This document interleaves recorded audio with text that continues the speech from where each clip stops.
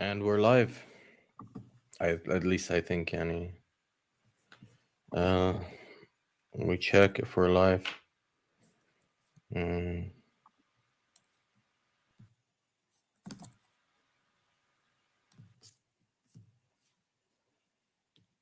I mean, it looks like we're live. Let me check. Let's do this. Kanal ansehen. Yep, here we are. We are live? Yes. All right. Yes, we are. Hello, everybody. Hi, Habibis, Habibtis, and Habib and Bees. We are live, and it's gonna be a long stream. Thank you for joining, first of all. We do realize that everything is shitty and everything needs to be talked about because, to be honest, if we don't talk about it, no one will. So, yes.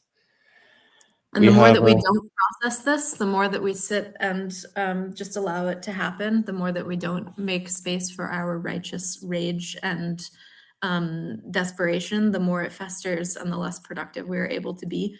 So by taking this space, processing what's actually happening and talking about the developments on the ground, we're putting it out into a collective space and allowing ourselves to think through and feel through and analyze through it, and therefore free up more space for making ourselves productive and effective to the movement. Yeah. We will be talking about many things today. I think we will need to talk about what's going on right now in Gaza, the literal extermination campaign, the intentional destruction of the healthcare system. We've seen the hospital Kamal Adwan now in the north is now completely non-functional, has been attacked, has been raided. We will read some of the testimonies that some people have given, that some survivors have given, about the horrific conditions and the mistreatment that they lived through. And yeah, we'll also talk about framing, about how German media is so complicit. It is at this point a literal part of the genocide machine that is being carried out on the Palestinian people. It's not even. And it's hard to look at them as, I'm thinking we're probably about to say the same thing. Yeah. They're not even complicit. I wouldn't call them complicit. They have their hand on the gun. They're pulling the trigger themselves. Yeah. I mean, this isn't manufacturing. This isn't just manufacturing consent. It's literally creating the conditions, fundamentally creating the conditions for this genocide to take place and continue to take place. And that is what they're doing. And that's what we're seeing. Yeah. And they're also insanely normalizing this kind of way of talking about an active genocide. For those who wondered how can genocides happen with people just completely ignoring them and while at the same time participating through financial or military means, we are seeing this. Like, it's not even funny. We have German military doing Übung, doing training with the genocidal army, and it's like nobody seems to see the irony of that. But hey, yeah. So okay, we need to breathe a lot. We need to breathe a lot today. Let's start then with updates on actually what's happening. And we'll kind of go through an overview of what's happened this week, what's been happening in the last few weeks, because I think we've been reaching new levels of genocide over the last what is it? It's coming up on 15 months, but we're seeing that more clearly than ever in the targeting of the healthcare system to the point of complete destruction in North Gaza. There are now no functioning hospitals in northern Gaza since Kamal Adwan was stormed, bombarded, and burned, and more than 250 medical personnel were kidnapped, and all the patients were sent on death marches to the Indonesian hospital, which is entirely dysfunctional. So there's no more healthcare in northern Gaza, and we've seen this, we've known this, that they were striving for this framework since the beginning of the genocide, but now we're seeing it in front of our eyes. So I think it's more important than ever to really process through this new level. So we want to talk about the destruction of the healthcare system and some specifics.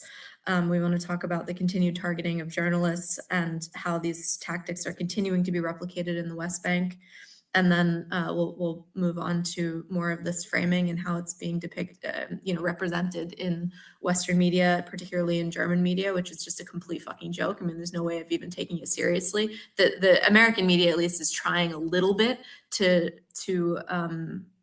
I don't know, they're pretending a little bit to still be legitimate journalists. I mean, these complete dish rags of so-called publications and outlets in Germany are not even trying. Then we'll just have some kind of last comments on Empire and the entity. So, but yeah, I mean, let's talk about Kamal Adwan Hospital. The scenes are absolutely horrific. There are photos and videos of the death marches taking place. And part of this is you don't need to compare it to the Holocaust or any other Holocaust to look at this and understand and see in front of your eyes that it is a Holocaust. But my family was sent on death marches in the 40s, and we know they were on death marches and died and were murdered in those conditions in the freezing cold and all of that. And looking at this happening is so unbelievably reminiscent of that. It is just the absolute depths of evil, and there is absolutely no question as to whether or not it's taking place because we have all the footage. So, I mean, this is literally the best documented genocide. That, like, it's live stream. It's a live stream genocide. It's a literally live stream genocide. We have journalists in Gaza risking their life to present us with pictures with videos and footage of their own family members being taken away on these death marches. It's it's very bleak. Yeah. Actually, before we get further into the details and giving the overview of the healthcare system, I wanted to mention, because we were supposed to have our friend Omar on the show, on the stream today, and Omar is a pharmacist and writer in Gaza. He's from Beit Hanun, and his work and his voice struck me so deeply. I've been following him for, I don't know, most of the last year. He's a friend of Amanda, who's a wonderful activist and friend of mine. And he was supposed to come on today's show, and Karam and Omar spent tons of time basically trying to get connectivity and weren't able to because of the conditions, literally created by Israel, by the Zionists. Where Omar is under bombardment and siege constantly and has no cell phone connectivity. So he would just cut out and wasn't able to have this discussion. And I think one of the important points there, and last week we talked about levels of occupation with Hamza, who was on the show. It's important to note just how prevalent that is in daily life, where everything is occupied. It's not just that our friends and our people there have no healthcare and have no food and have all these things. They're literally not allowed to be connected to the outside world, and every word that they get out is like a little piece of a miracle. So Omar ultimately wasn't able to do the discussion with us in the past couple days. We will do them. We will inshallah get the discussion later. Hopefully it works out with the connectivity. It might not be a live stream, so we might have to record it so we can get the translation also, and also so he can hopefully get like some connectivity while we're doing this.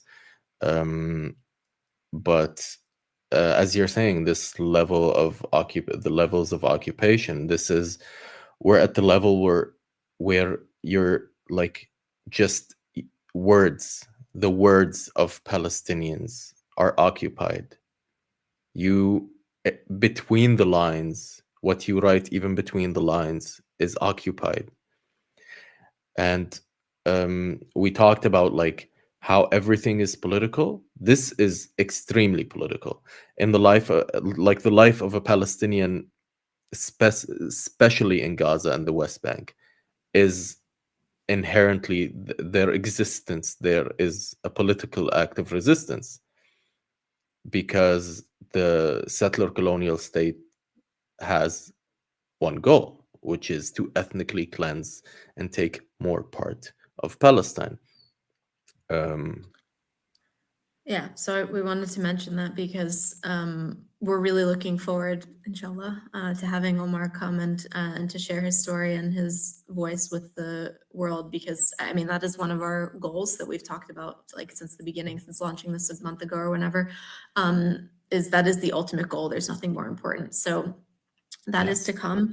And anyway, okay, so let's get back into the kind of destruction of the healthcare system. I think that's a very fitting segue, because the medical director of the hospital, Dr. Abu Safia, was targeted by the occupation specifically, and it also came out in the last couple of days since the hospital was attacked and he was kidnapped, since he was imprisoned, that the occupation had been directly threatening him for a number of weeks, if not months, but I heard weeks. I mean, I would hazard a guess that it's more than that. That's been more than that, because he has been sharing so diligently, so actively, and so often exactly what's happening at the hospital, the horrific conditions that medical staff and patients are subject to.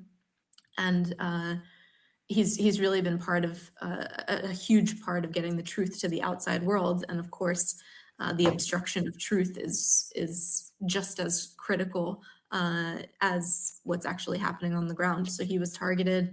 I actually, and he's not just targeted for getting the truth out. He's also targeted for like healing, for being part of a healing process for a people that is literally denied anesthetics during an operation.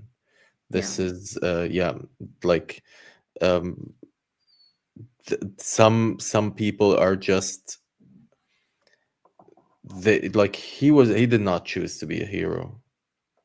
He did not choose to be a hero. He was just put in a position where he either helps his people or he dies. And for the occupation, the biggest favor is to die silently. And he refused that, and ultimately he was arrested for refusing to leave the hospital and refusing to leave his patients because of the oath he took as a doctor, as a medical professional. And he ultimately was also accused of being part of Hamas because he refused to leave the hospital. They don't believe this. No one believes this. They're putting it out there. I'm kind of surprised they're even putting this out there, because they've already manufactured enough consent over the last 15 months that no one cares whether or not they're part of Hamas. People are saying this for them. But the IOF did put this out in a few tweets that Dr. Abu Safia is apparently part of Hamas. Going back to this framing. Yeah, they also killed 5 journalists, and not even like what you were saying, to your point, like they don't even have to say, oh, they're Hamas. The German media, for example, shares a picture of the burned, destroyed car where these journalists were just driving, and in the title it says, Israel is attacking Hamas. Like, they don't even need to try, not just with people who are kind of in the hardcore Zionist circles, or even in the loose Zionist circles. I was speaking to someone, a professional contact, a couple of weeks ago.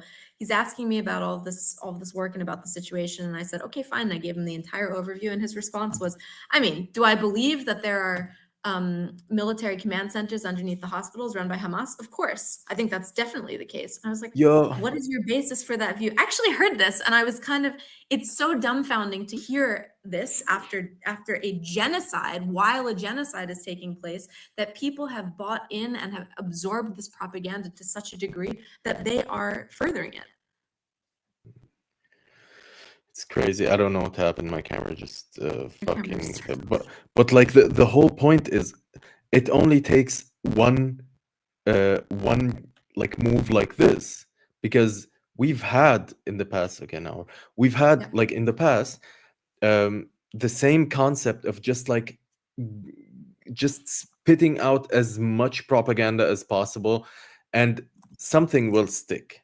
The reason, like, there were literal there are first of all, there are people here in Germany who have worked in these hospitals in Gaza, and have worked for multiple years, and they have not ever seen a tunnel or whatever the fuck, or a command center. They did the whole James Bond command centers under hospitals, and in the end they showed one room with showers. That was supposedly under the hospital. Yes, the hospital can have a room with showers. They put machine guns in MRI rooms. Nobody's going to believe that. If the MRI room, if it's active, these machine guns will get swallowed by the magnet.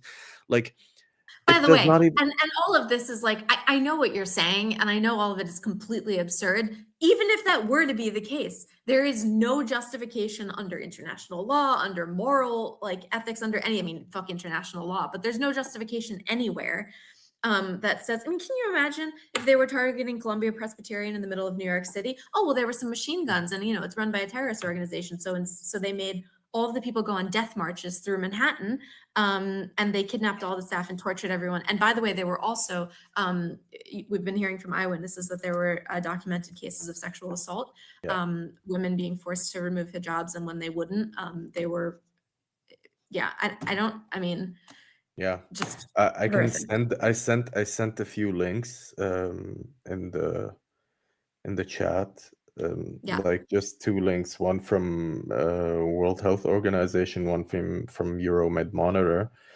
You know, organizations that Germans normally believe, or just white people in general normally believe, when it comes to Russia, when it comes to attacks on healthcare in any part of the world, except when it comes to Palestinians. And this is a huge part of it, is the complete dehumanization of Palestinians.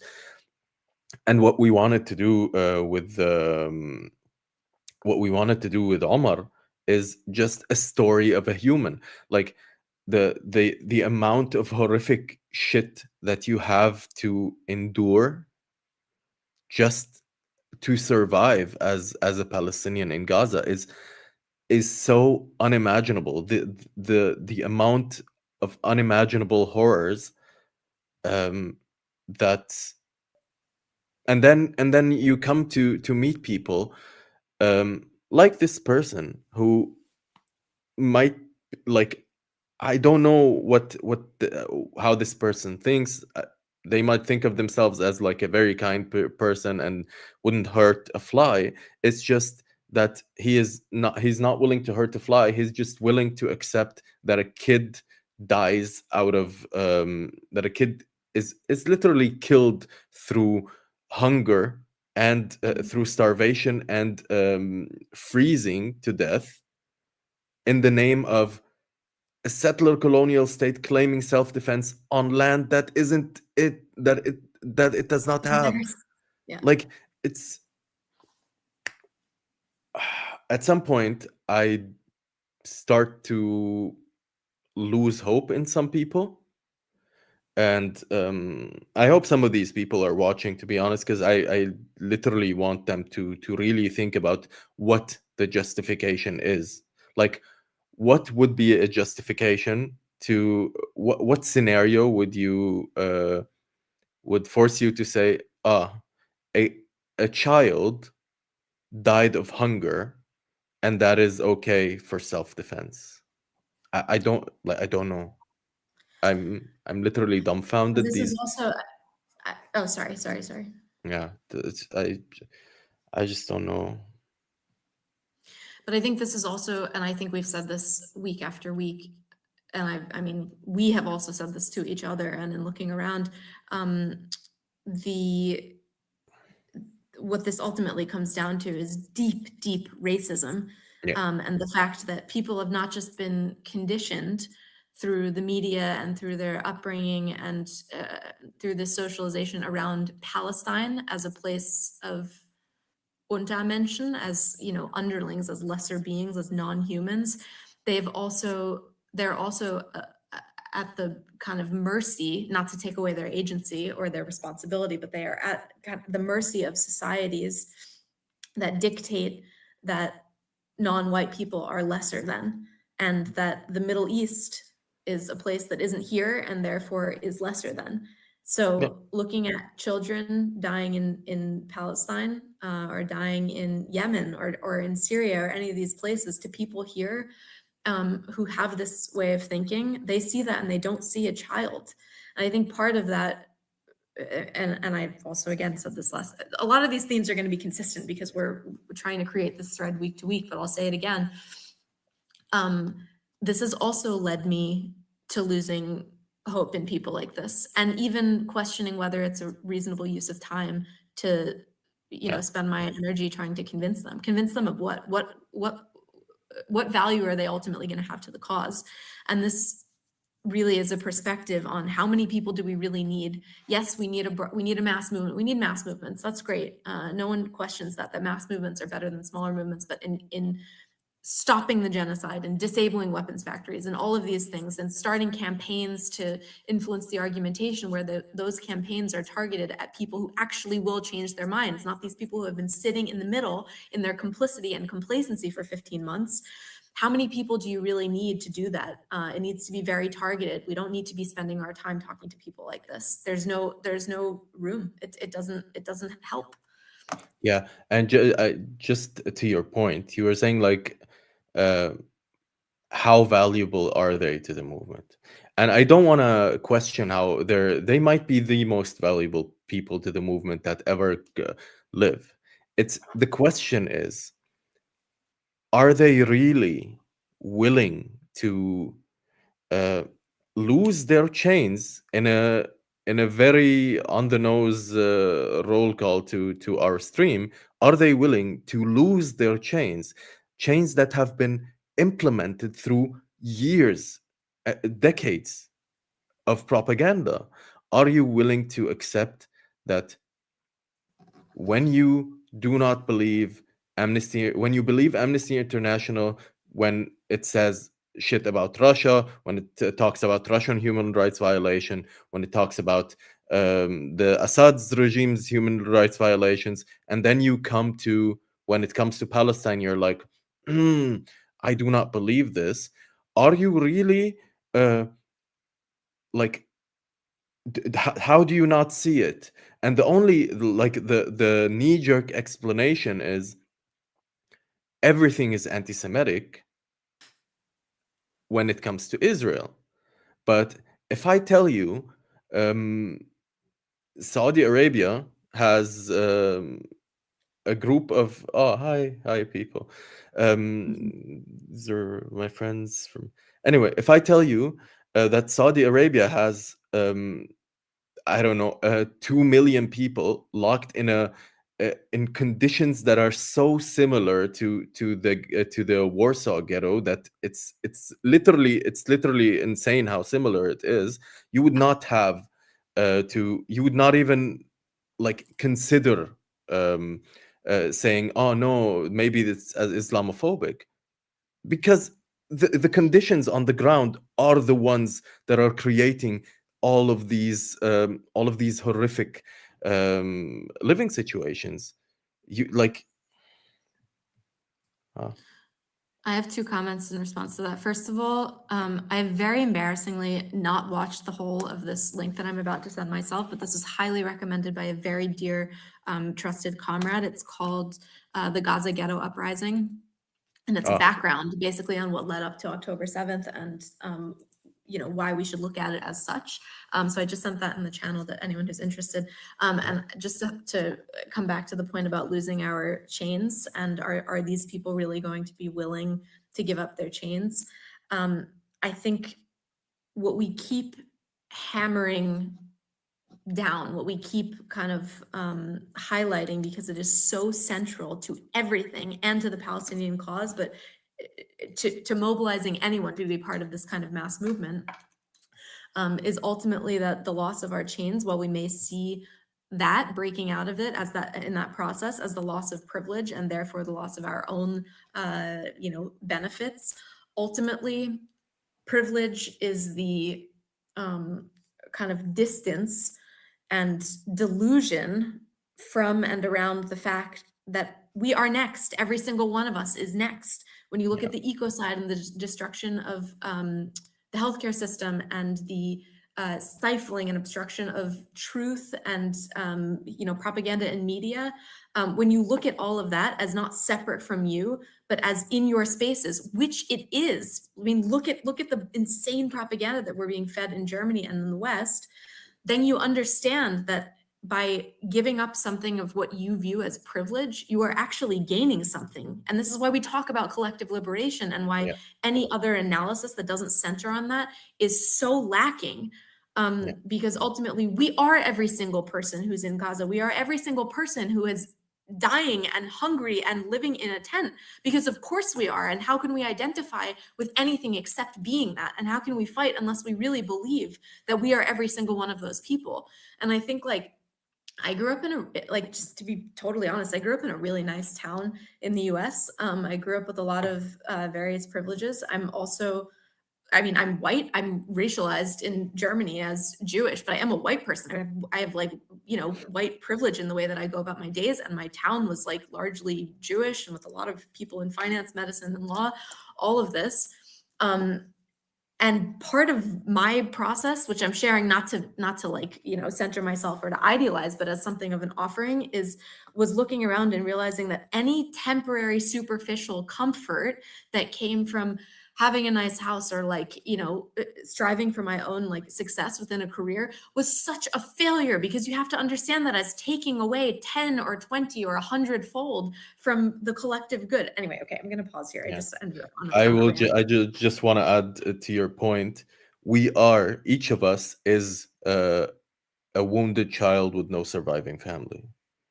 And if we don't understand that we are here by chance, we were born on some side of a border by luck. We are we were not. We were through complete luck and through not through any work of our own. We were born and we survived. And I think it's on us to tell the stories of those who didn't and of those who will survive this genocide. I'd just like to shout out the Aleppo gang in the chat. Love you all. Love you all, even though I don't know you yet, but thank you so much for joining. Oh my goodness. Yeah, you will meet a lot of these people. They're really cool. Hell yeah. Yeah. All right. Anyway, we ended up on that, but I think that's really important, because this is really it's an alternative. It's an active part of this fight to offer an alternative to this framing by saying, no, we're not framing this with a complete set of propaganda and lies, but we're also not just stating the truth. We're understanding why people are liable to buy into that framing of propaganda and lies. So yeah. Okay. Do we I mean, I have a feeling that I want to start getting angry right now. I have a few tabs open that that should just make us all insanely rage. Yeah, so first off, what do we have? We have yeah, just the title of this is insane.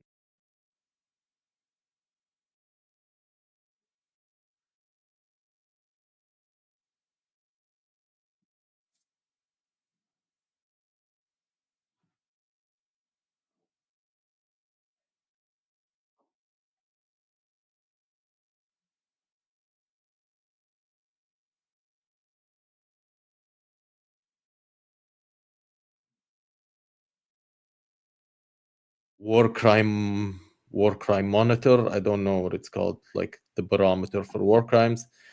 Um, then we have okay. I'm sorry. I was going through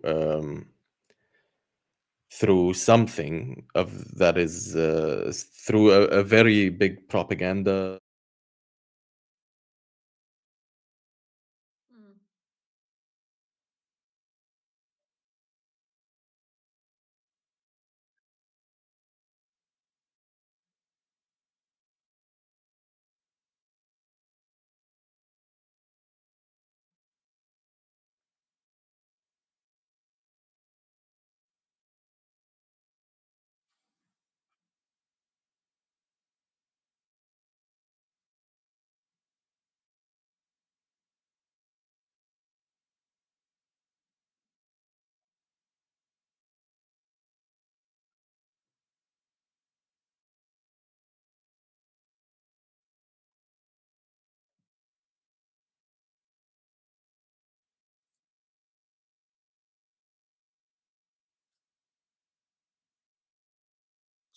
Translate it.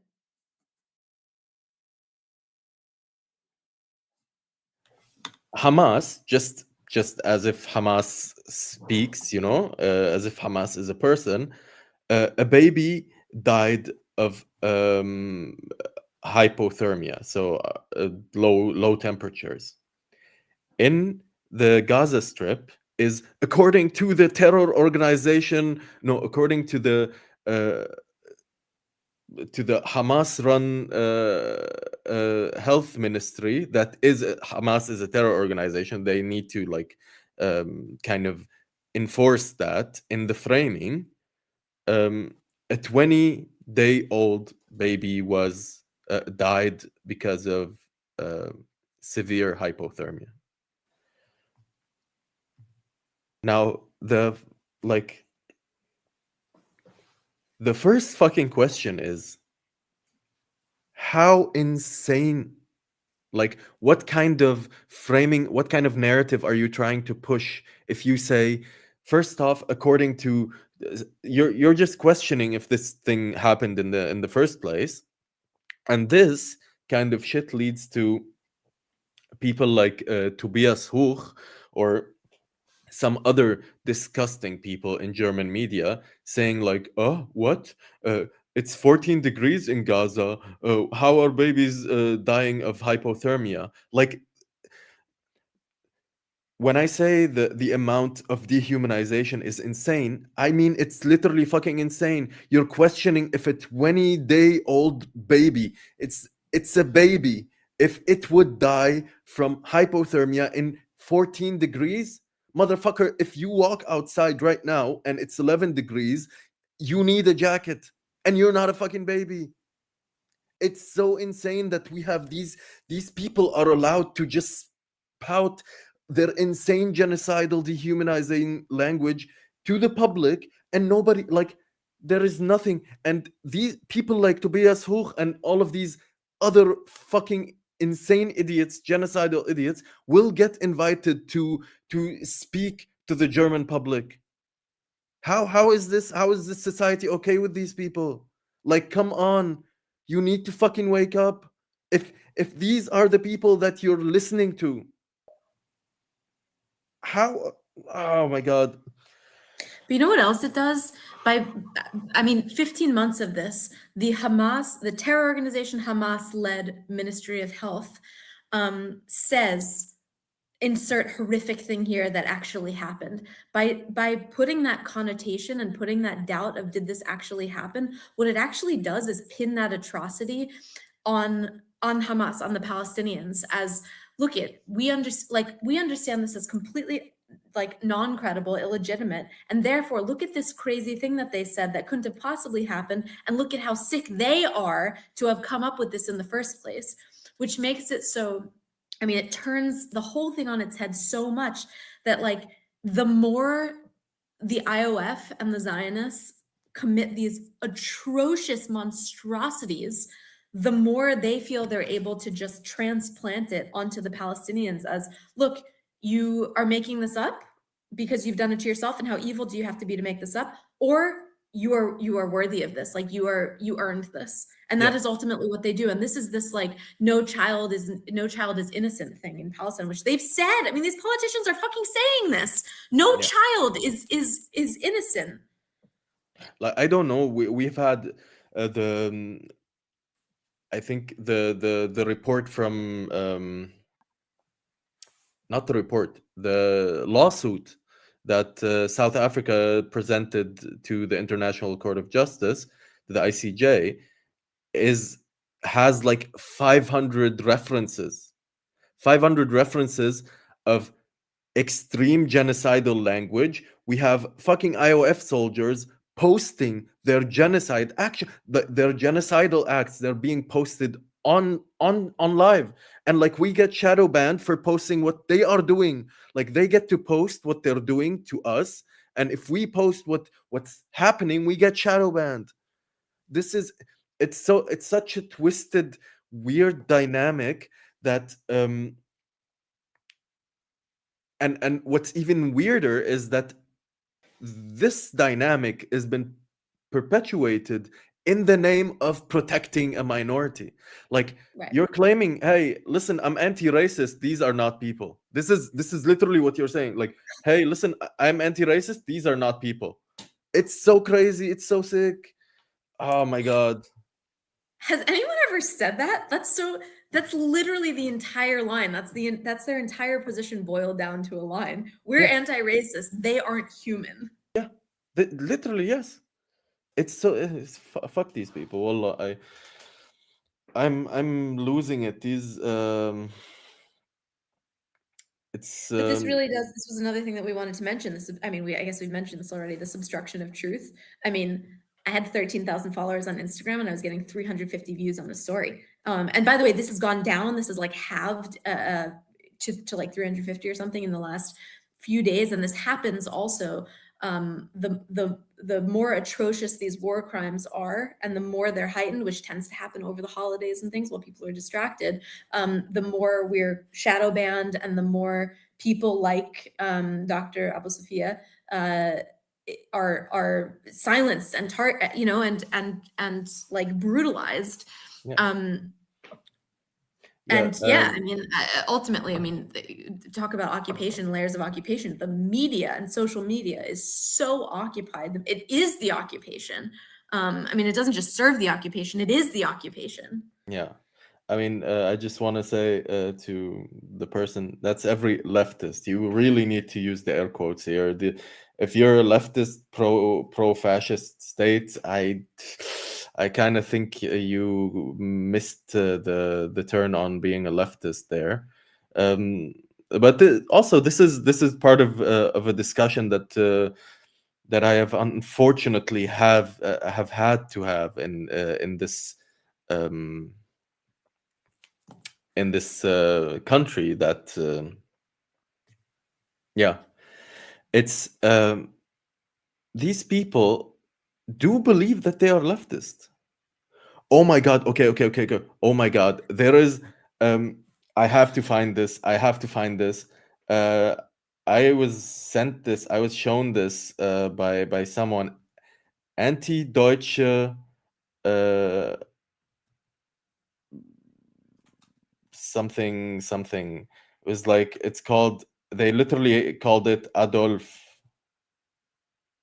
like I'm not even kidding. This is Wait, I missed. What's the point of that? Like they um, called who? um, I will really have to find this, but there is like a task force of anti-Deutsche, and the task force somehow landed on the name Adolf as Oh, Jesus like, Christ. abbreviations. They're like anti-Deutsche, OLF, and I'm like, ooh, Oh, ooh. It's oh a my troll God. account. Was it? Can you send it? God. Can you find it? I literally can't find it anymore. But it's I'm glad if crazy. it was a troll account. Like, please, like, kudos to those people. They seem to have I hit mean, on yeah, something. it's a troll account that is very on the mark. When you hit the bullseye, this is. I need to follow that account. They seem alright. Yeah. Yeah. Yeah. So I mean, I think these are all really important points as to everything that's happening and these, again, new levels that are being reached. I just want to also, I don't know where we were, but I wanted to mention what's happening in the West Bank and the continued targeting of Jenin and the resistance and Jenin resistance fighters, but not just resistance fighters. A young journalist, Shaza Al-Sabah, am I saying her name right? Shaza Sabah, yeah. Yeah, was murdered by the PA, by the traitorous Palestinian Authority. And I think it's just important to continue keeping not just an eye, but like a full focus, 100%, an additional 100% of focus on the West Bank, because these tactics of targeting education, occupying education, and targeting the media and targeting journalists, occupying journalism, and the narratives coming out. This is all taking place in the West Bank the same way that it's being taken place in Gaza. It's just a matter of the scale, which is something that we've also talked about, that all of these tactics in targeting people and dehumanizing them and basically committing genocide have been going on, have been taking place in Gaza for the last, or in all of Palestine for the last 76 years. These escalations in the past 15 months of very active genocide is only a matter of scale. All of these atrocities have taken place, and they continue to take place in the West Bank. And the fact that the Palestinian Authority, which serves the Zionists, is escalating in the West Bank now is very in keeping with the levels and intensity of genocide that is now being perpetrated, now being committed against the Palestinian people. And it's also what we're seeing, again, not just in Gaza, not just in the West Bank, but in Lebanon and moving out into the region, because this is the world order, the way that the US empire in the West and Israel has created it and imagines the world. Yeah. I just, yeah, there was someone in the chat. They're like, I had a conversation with an anarchist telling me they acknowledge that as white people, non-occupied people, they don't get to prescribe how to resist an occupation to Palestinians or any occupied people. Wow, anarchists are waking up. Good. Then went on to tell me how Hummus as a group cannot be supported because the resistance is not feminist. But like, in Rojava, the resistance is okay because it's feminist. Oh my God. What does that mean? What the fuck do people still get off? That's the same exact lines. Oh my God. Okay, people how to resist. Let me, as a white anarchist, tell you how to resist. Also, this bullshit with Hamas not being feminist. First of all, Western feminism, white feminism, applying principles of white feminism to situations of actual settler colonialism and the necessity to resist. Also, 50% of Hamas is women. Also, they have like armed what the fuck is the word I'm looking for? Armed units of women amongst Hamas. But what the fuck? I just gotta say they had us. I just gotta say you had me in the first half. I was like, wow, we're getting somewhere, mashallah. And then you kind of fucked it up. Okay. So do you know how do you think there has been any like extremely feminine. Okay, I mean there are also the Irish when they revolted against the British. You know, they weren't very LGBTQ friendly. I guess that just dismantles their right to resist as a people. خلاص, give Ireland to England. Yani, why to Britain? Why even resist? You know, they don't like. It's just the same. Okay, the same.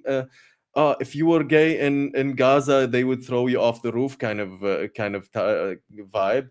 Like, come on, just We're not even going there. Let's not. We're not yeah, even going to just justify that stop. with a Like response. these people literally need to just um maybe read a book, or I don't know, if this is your understanding of how you're an anarchist. By the way, you know that You my just family said that to me. That was my family's initial response. First, they called me anti-Semitic. Then they said, "You know what would happen to you in Gaza." oh I swear to God, this is it. Like, wow.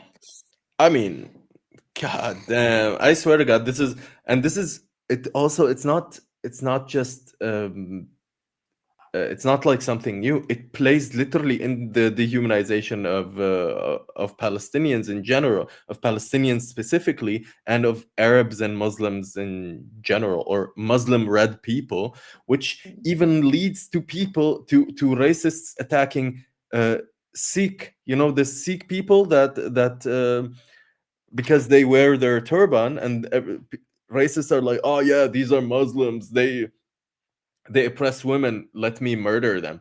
Like, I don't know how you can. Do they think women get more rights when they get bombed, or like are the bombs like bombs are the feminism. this is and like They bomb with feminism. Yeah, okay, clearly so this when the don't think bomb that. lands, it just kills men. It's very gender specific. And It is. if you're gender fluid in or non-binary in Gaza, you're like, the bomb is like, I don't know what to do. Like, The it's bombs just so go around you. Yeah. fuck these people. I swear to God, just no, no. These people do not understand. Literally, as they are saying themselves, they do not understand what occupation means, and they're saying, "Hey, listen, I'm not gonna do this thing that I'm just gonna do." Like, don't tell me I will. I can't tell occupied people how to resist occupation, but they need to resist occupation with more women. Just But this is no. the other piece, is this is why I have basically, well, I don't want to say no use for leftists, but a lot of leftists, and certainly these types of leftists who are not really leftists. And ultimately why I don't feel like wasting my time identifying exactly which leftist is going to be of value to the cause. I mean, what an absolute fucking waste of time to talk to people like this. Why waste? I mean, we're wasting our breath even acknowledging this. Although I do appreciate that it's actually happening, so it's worth acknowledging and responding to. I mean, yeah. Yeah. We can go back to how fucking shitty the Palestinian Authority is, and how they are basically an extended arm of the settler colonial state, and how ever since Oslo, ever since Yasser Arafat agreed to Oslo, we have been seeing just this the talks of peace. And this is why I think, like, why Kwame Ture was like, hey, what is peace? What is peace? Give me liberation and you will have peace. Don't give me peace while I'm oppressed. This is not it's not an actual peace. um so and this is how, like, even the Palestinian Authority uses this peak of peace to maintain its power over its own people. And to be able to maintain this power, it needs to basically not just capitulate, it needs to, like, ride or die for Israel. And it creates a lot of, I think the amount of psychological of therapy these people will need um, after the settler colonial state is no more. The amount of therapy they will need is gonna be so fucking huge. We have Jude Abu Sharar. Is there a good article to queer settler colonialism in Canada and Israel? I mean, we can find you an article. Oh no, this person's saying this is a Oh, good there is. article. Okay. I was like Cool. very specific about Yeah. Canada as well. Yes, can you please send it? I love articles. This is the name of it. Let's see. Okay, yeah, cool. I think it's just compares two-spirit and Palestinian queer critique so as to examine the the sexualization of settler colonialism in Canada and the US. Very interesting. Dope. So I'm just aware, I don't know, not that it matters that if we like go over the hour, but I just sent you something to show in the chat. It's a video, it's a quote, rather like an interview of some kind. Did you WhatsApp it? Yeah, I sent it on WhatsApp about the Kamal Adwan hospital attack, and it really puts forward basically the key points as to how the destruction of the healthcare system is genocide. It's not just war, but it's genocide. And I think I mean it's like a minute or two long. I think it'd be nice to show it. Yeah, wait, I have to. God damn it, we have to log in. No, we don't have to log in, right?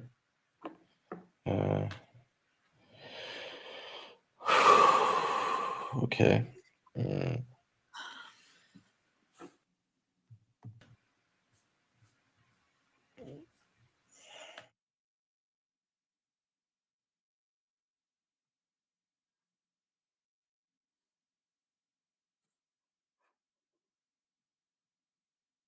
Protect hospitals. Once they destroy the hospitals, they destroy the capability of that society to recover. This is done by intention, by design. That is the difference between war and genocide. In war, you do not attack hospitals, you attack armies, you have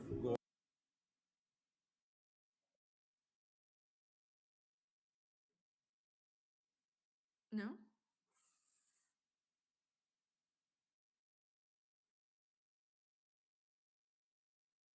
Oh, no, no, it's not blurred, or it's not all blurred. Okay, I'm just gonna read it then.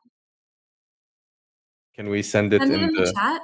Send it in Yes. the chat, and then I'm going to just like basically read what they're saying, like along with the subtitles. Okay, so there's a question: why are they attacking hospitals?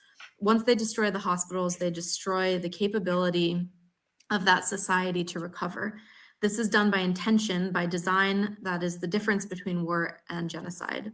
Yeah. In war, you do not attack hospitals, you attack armies. You have goals for this war. In genocide, you want to destroy everything that can sustain or maintain that society. Yeah. And that is part of the design. We've heard it multiple times from many families, many people in Gaza, that as long as the hospital lights are on, they decide to stay.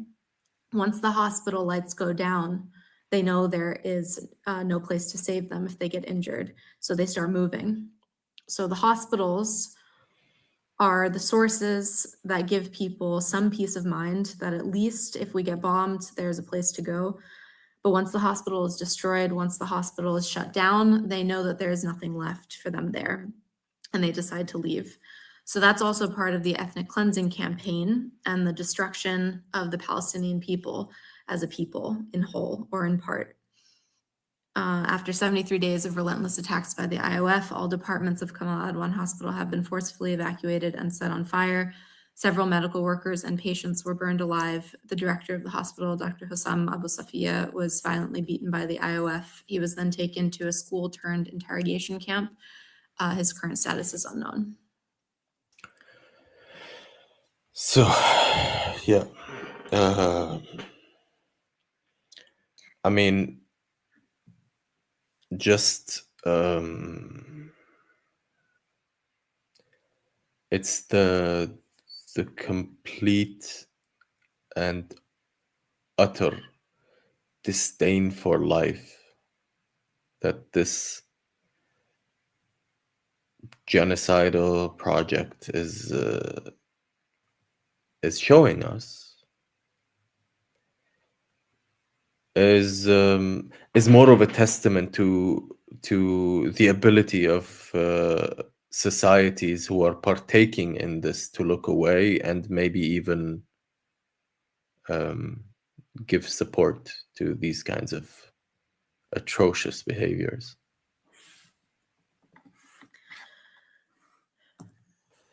Yeah, a comrade called the entity a death cult, which I guess I must have heard at some point, but I never really processed it as such a deeply accurate description of what's happening. I mean, this is a death cult. I've also run out of words to describe the nature of this project, of this entity, because of the unspeakable monstrosities and mountains of war crimes that they have committed. And I think also you see in the nature of the war crimes how they're scalable. And this is why, even in seeing what we're seeing now and saying, okay, this is the worst that it's been over 15 months, the worst has been over 76 years, you also just fear what will come tomorrow, because it is in the character of this kind of expansionist project, not just to expand geographically, but to expand in the cruelty and in the sickness and in the horror. And we are absolutely seeing that more and more. But I think also, and this brings me to the last piece I'd like to talk about. Sorry, hey, Louis, my dog is. This is the last piece that I want to touch on. We don't have to end necessarily, but the nature of these types of entities. I mean, the character of them is that they're unsustainable in their evil, because evil of this, and I mean, I want to believe this also because I want to believe something about humanity, but we've seen this over again. When we say all empires will fall, all settler colonial states, all states of this level of evil and fascism and terror will fall. We've also seen that throughout history. So I read something that I wanted to share here because I think it is something to keep in mind as we look at these escalating evils, that we take all these types of states for granted. We take them as kind of the standard of what the world is like, as we take capitalism for the state that the world is in. But capitalism is how many centuries old compared to the history of the world? The 54-year Assad regime was toppled in 2 weeks.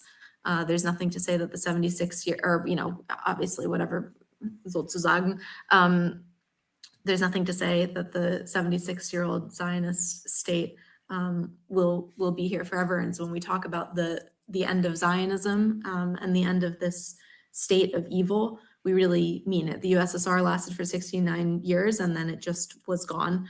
And yeah, so I just wanted to read like a couple pieces on this, which I'll also post in this. It was like a Twitter thread, but it was very insightful.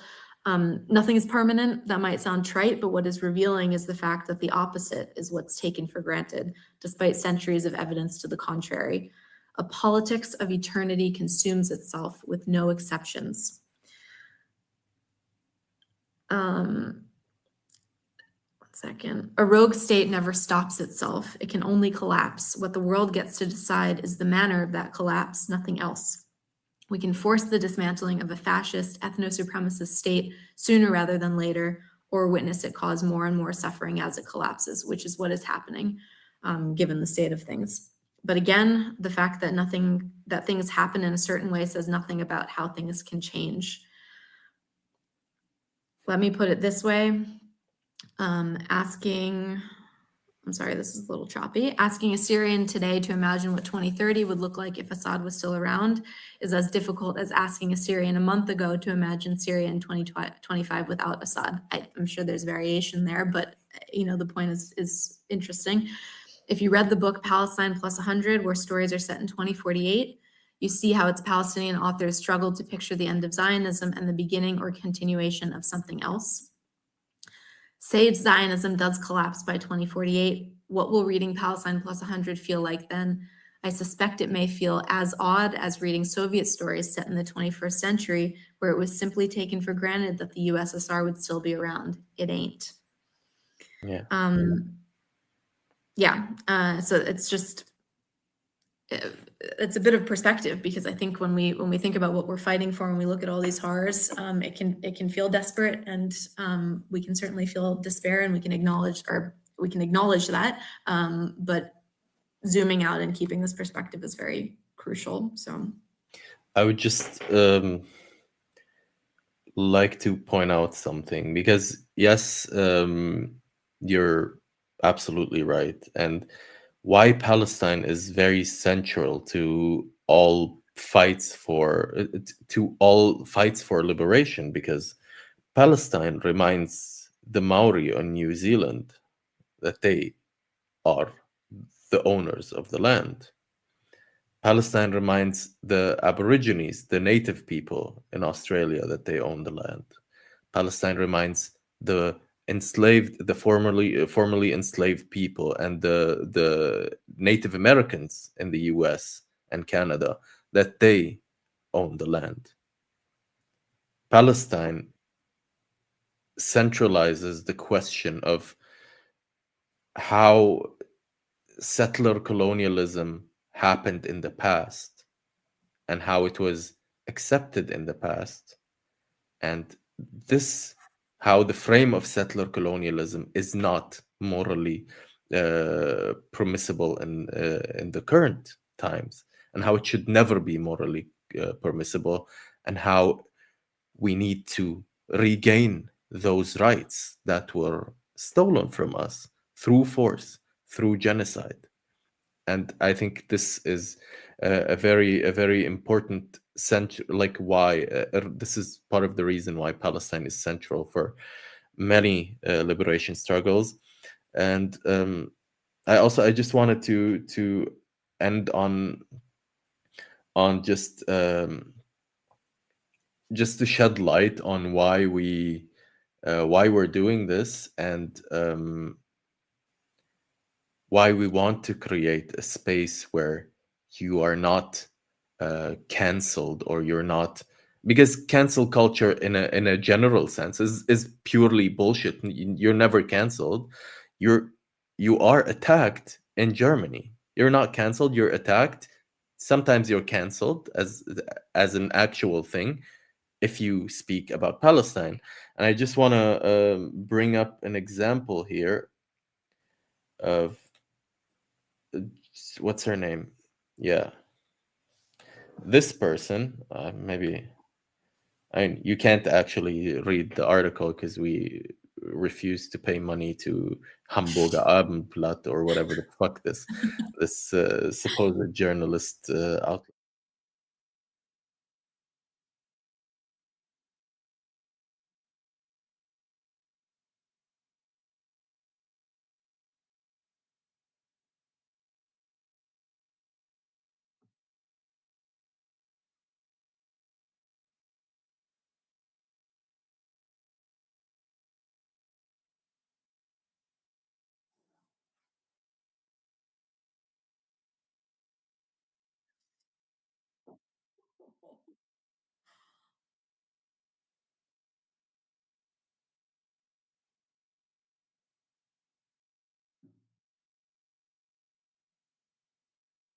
What all of the human rights organizations are saying? Oh my God, she how must. dare she? Yeah, I mean, these human rights organizations are like accepted because they have a lot of white people in them. She's not one of them. She needs to not maybe reflect on herself or do white face before she does these kinds of things. I don't know.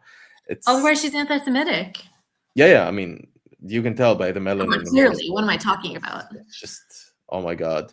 So yeah, this is how it works. This is how people get silenced. This is the actual cancel culture. When you talk against injustice, and because the system is built on injustice, it shuts you down. That is the actual cancel culture. It's not I don't know, misgendering someone and getting backlash because you dead named someone, and Yeah. that you're not getting canceled. You're getting criticized. You're experiencing consequences for your actions. This is not consequences for her actions. She's repeating human rights organizations words. There's an amazing poem that our comrade Ahmed Shah will, like, he reads this at demos and at like Kundgebungen and events and stuff. It's called Free Palestine Will Not Be Cancelled, and I can't find it, but I think we'll post it later, either on the channel or I don't know, on our stories or something when I find it, because it's absolutely exceptional, and it really gets to the core of this, that you can't cancel a movement, you can't destroy an idea, you can't destroy resistance or cancel resistance in any of these forms. And the more you try, the more ridiculous you look. Oh, and actually that brings me there's a cute quote that I actually saw on someone's delivery backpack in a copy store when I was printing my book. Okay, there's just a lot of random stuff going on, but it's a quote from Ulrike Meinhof. Wir können sie nicht zwingen, die Wahrheit zu sagen, aber wir können sie zwingen, noch unverschämter zu lügen. We can't force them to tell the truth, but we can force them to tell even more shameless lies. And that is the point that we're at. And that is something that we can do very well, and we can always do that. Oh, yeah. I mean, it's not because we are good at it. It's because they are very, very proficient liars. Like, I don't know, this whole Tagesschau is normally where Germans get their news, and it's so like stock full of propaganda. Like, it's pushing narratives that not even, like, I'm not even gonna like, Haaretz doesn't do this. Haaretz is like I cannot believe that Haaretz, a liberal Israeli newspaper, is doing way better journalism than German standard journalist production. It's weird. It's very weird. I mean, this is the meme. Israel, the IOF, Haaretz, B'Tselem, all of these different places. Well, not B'Tselem, but we're committing genocide. Germany, the US, the entirety of the West. Don't be so hard on yourself. Yeah. Listen, you're doing your best. Like, shut the fuck up. Oh my God. It's self-defense. Everyone else is anti-Semitic. Yeah. Crazy. These oh my God. Anyway, keep a clear head. Keep away from the brainwashing and the propaganda.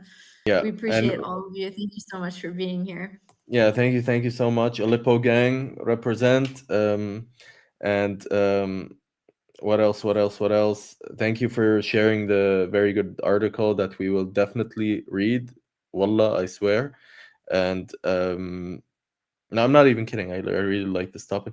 But also thank you for all of you for being here, and we might do some random sporadic things throughout the week, and maybe also in the beginning of next year, which is in like a few days. We will have also some awesome guests lined up next year. Oh my God, actually people who know what they're talking about, and they're not us. We also have stay posted. We're gonna announce the next guest for next weekend, who I'm actually gonna be with in person on Sunday. I'm gonna announce them tomorrow. Okay, so stay tuned, and definitely go online next week. Keep your head up, and free Palestine. Free Palestine.